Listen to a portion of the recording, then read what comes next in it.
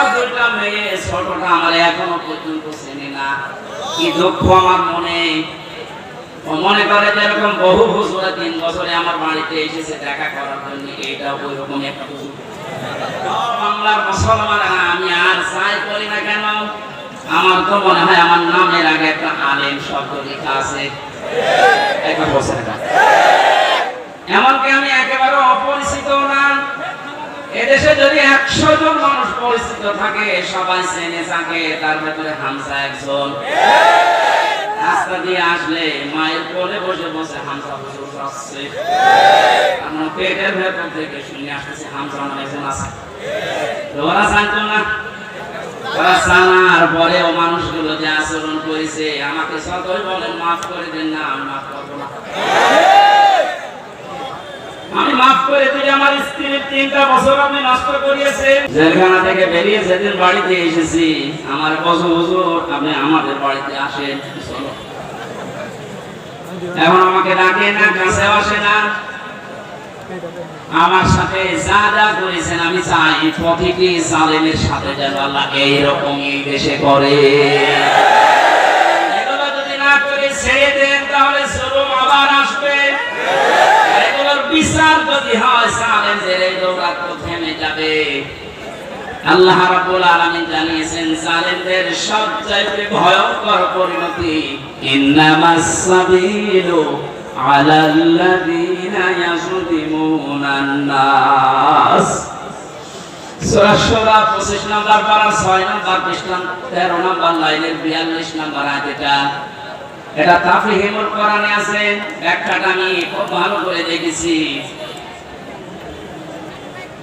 এই জামানার মুসাফির সাইয়্যিদ আবুল আলা মাওদুদী রাহমাতুল্লাহ আলাইহি এত সুন্দর করে আয়াতটার ব্যাখ্যা লিখেছেন, আমি পড়লে আমার কাছে আশ্চর্য লাগে। আয়াতটা আল্লাহ পাক বলেন, পৃথিবীর ময়দানে জালেমদের দৌরাত্ম যাই হোক না কেন, দুনিয়া একদিন তো শেষ হবে। মরণের পরে আমি আল্লাহ নিজে জালেমদের বিরুদ্ধে নিজে মামলা দায়ের করব। এদেশে 15 বছর যারা ছিল, পৃথিবী এখন প্রমাণ পেয়েছে অন্তত আয়না ঘরের মাধ্যমে যারা জালেম ছিল, জালেমদের বিরুদ্ধে মামলা হামজা না আল্লাহর? এক কথা বলুন।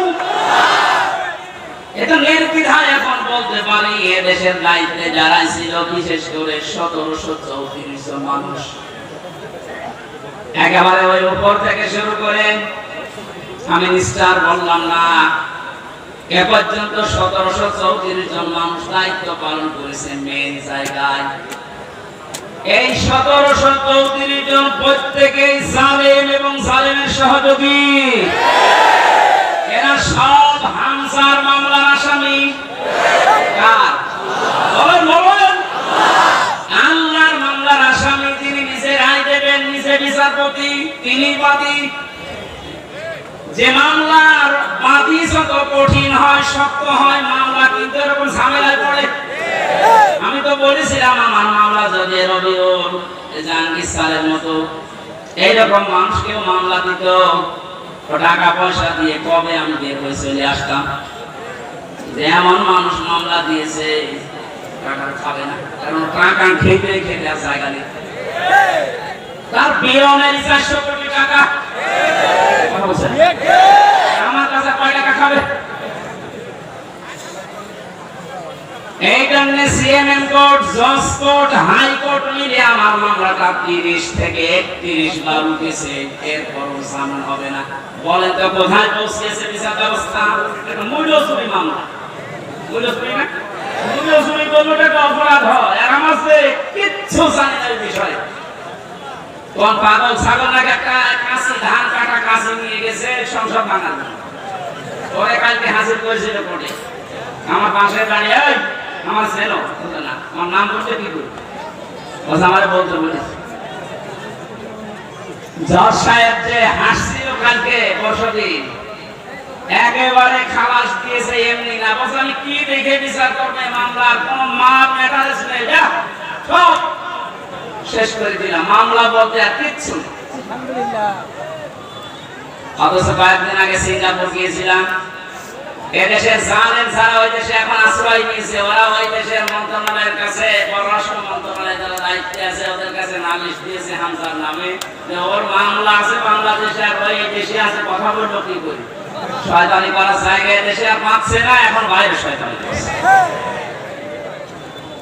মামলা যেহেতু বর্ষদিন মিটে গেছে, ওইটা এখন আমি পররাষ্ট্র মন্ত্রণালয়ের মাধ্যমেও ইংলিশে ভাষণ করে আমি পাঠাচ্ছি। এবার মেন খেলা যারা উল্টা নালিশ দিয়েছিলেন, দেখবে তো না এতবে বছর খালাস পেয়েছে, আদালত একেবারে সব জিনিস নিয়ে খালাস দিয়েছে, তুমি ভেজাল মুক্ত, এর কোনো দোষ নেই। যারা এই দোষ দেওয়ার জন্য ওই দেশে নালিশ দিয়েছে তারা এবার বিপদে পড়বে না? এতে এই দেশে আর থাকতে পারেনি, পালিয়েছে, ওই দেশে আর পারবে না, আবার আসবে কুকুরের মতো পিটিয়ে মারবে।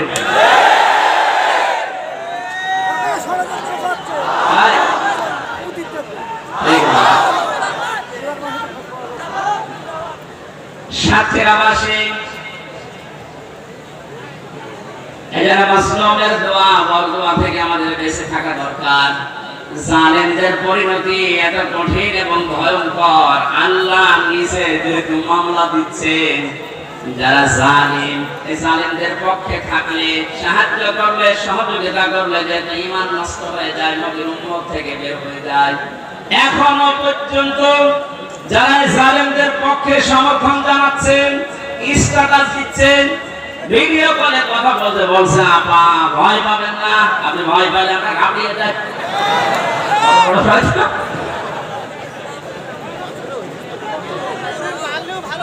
আমার তো মনে হয় ওই ভিডিওটা আমি দেখলাম, শয়তান তো আমি দেখিনি, যদি দেখতাম মনে হয় শয়তানের রকম হতো।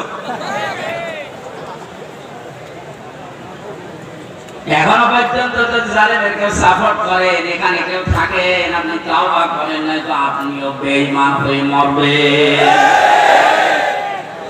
সুতরাং জালেম রাজা ভেবেছিল যে আমরা এই ক্ষমতা পেয়েছি, মনে হয় আল্লাহ আমাদের দয়া করে দিয়েছে। আমরা যখন প্রথম সে 11 সালে 10 সালে গ্রেফতার করি, আমি সুদের বিরুদ্ধে কথা বলেছিলাম, তাই মসজিদ থেকে ধরে নিয়ে গেল, যখন শিবির করে, শিবিরের ক্যাডার রক কেটে বেড়ায়।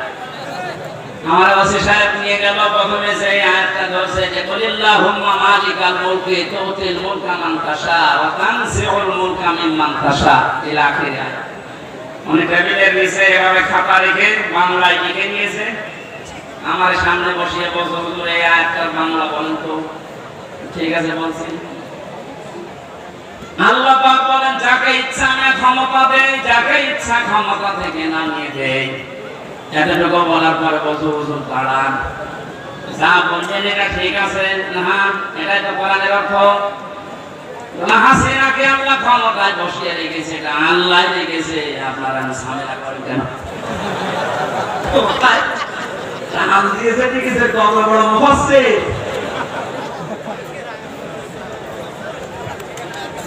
সূরা আলে ইমরানের 178 নম্বর আয়াতটা গত কয়েকদিন আগে আমি তাফসীর সহ পড়তে গিয়ে দেখি ওই ওসির কথার পুরো উল্টা। আল্লাহ বলেন, কাফের জালেম এদেরকে আমি ক্ষমতার চেয়ারে বসিয়ে রাখি যেন ওদের পাপের মার্কা পরিপূর্ণ হয়ে যায়। পাপ যখন একেবারে পরিপূর্ণ হয়ে যায়, তখন আর ভালো হওয়ার নিয়ত থাকলেও আমি আর সুযোগ পেই না, যেমন ফেরাউনকে দেইনি। তখন আমি কি করি? ওদের জন্য যন্ত্রণাদায়ক এবং অপমানজনক একটা শাস্তির ব্যবস্থা করি।